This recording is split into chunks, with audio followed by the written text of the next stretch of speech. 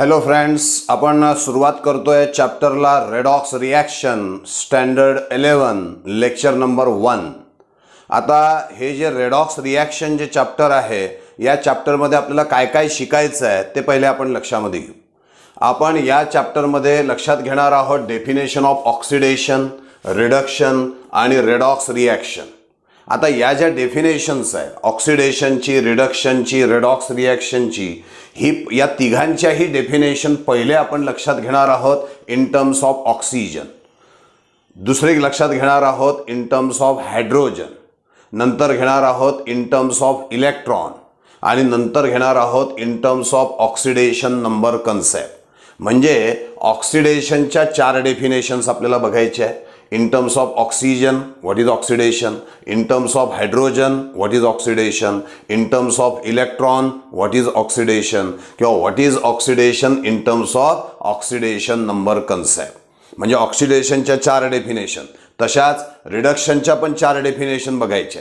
Definition of reduction in terms of oxygen, in terms of hydrogen, in terms of electron आणि in terms of oxidation number concept.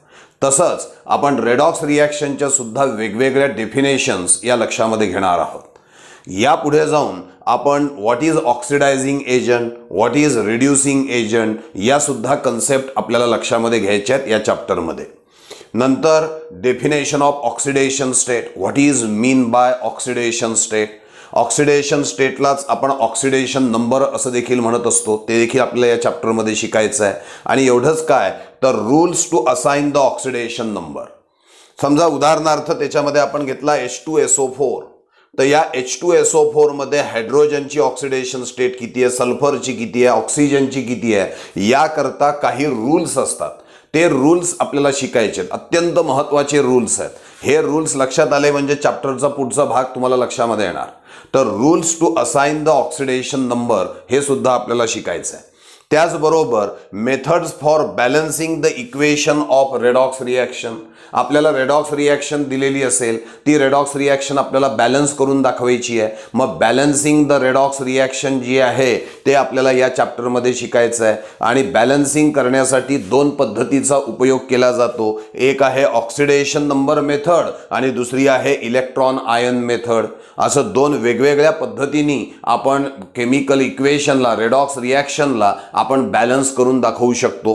तर असे वेगवेगळे topic आपल्याला या चॅप्टरमध्ये लक्षात घ्यायचे आहेत। परंतु या चॅप्टरला सुरुवात करण्यापूर्वी तुम्ही 10वी मध्ये एक कन्सेप्ट शिकलेले आहात, ती म्हणजे what is oxidation, what is reduction, what is redox reaction, what is mean bye oxidizing agent and reducing agent. In terms of oxygen तुम्ही शिकलात, इन टर्म्स ऑफ हायड्रोजन तुम्ही शिकलात, इन टर्म्स ऑफ इलेक्ट्रॉन सुद्धा तुम्ही शिकलेला आहात। मग या ज्या 3 डेफिनेशन्स आहेत, या 3 डेफिनेशन आपल्याला आणि व्हॉट इज ऑक्सिडायझिंग एजंट आणि रिड्युसिंग एजंट हे आपल्याला पहिले रिकॉल करणं आवश्यक आहे।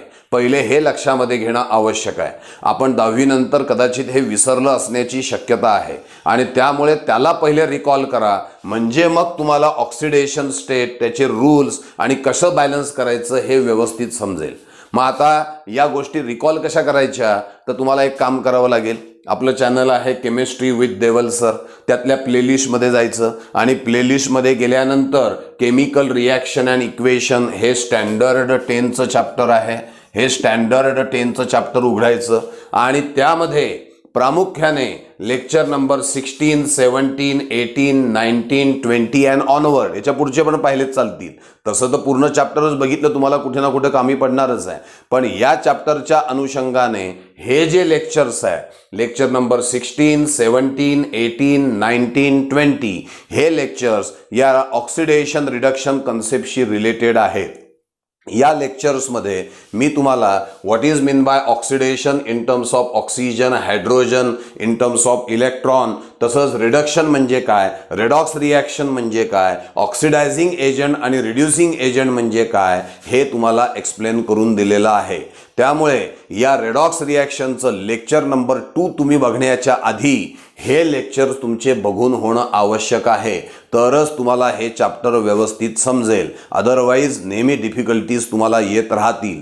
त्यामुळे हे लेक्चर सध्याचं लेक्चर नंबर 1 रेडॉक्स रिॲक्शनचं introduction of redox reaction reaction हे लेक्चर संपल्याबरोबर पहिले तुम्ही केमिस्ट्री विथ देवल सरमध्ये प्लेलिस्ट काढाल, त्यामध्ये केमिकल रिॲक्शन अँड इक्वेशन हे स्टँडर्ड 10चं चॅप्टर काढाल आणि त्यामध्ये 16, 17, 18, 19, 20 एवढे लेक्चर्स पहिले पहा. लहान लहान लेक्चर्स आहेत, एवढे लेक्चर्स तुम्ही पहिले बघायचे आणि मगच तुम्ही रेडॉक्स रिॲक्शनचं लेक्चर नंबर 2 जे आहे हे बघण्यासाठी पात्र असणार आहात.